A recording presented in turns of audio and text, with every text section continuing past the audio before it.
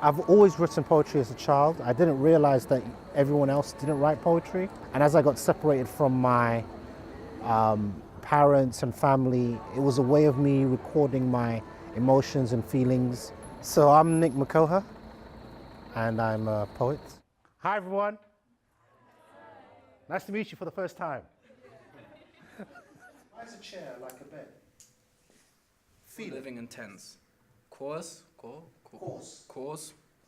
dust under the... A young man describing a ghost.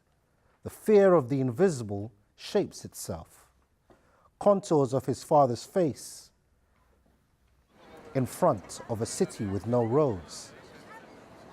I had a few jobs before becoming a full-time poet. My last day working at the bank, I burnt all my bank suits. And I did that because I needed an image in my mind of not turning back. I'm a writer of color, I'm a black man. So when you see me, you can codify me, as African, as Caribbean, but then I come to represent every Caribbean writer or every African writer. But you don't take time to realize, actually, I'm a Ugandan writer. Actually, I'm a Ugandan writer who's lived in Kenya. Actually, I'm a Ugandan writer who no longer speaks their language. So each time, it separates me out from this homogenous state.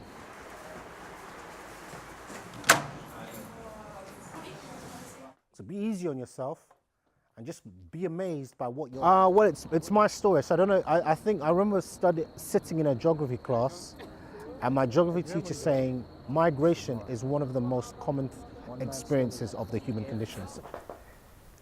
The English language obstructs. As human beings, we need to find a way to understand one another.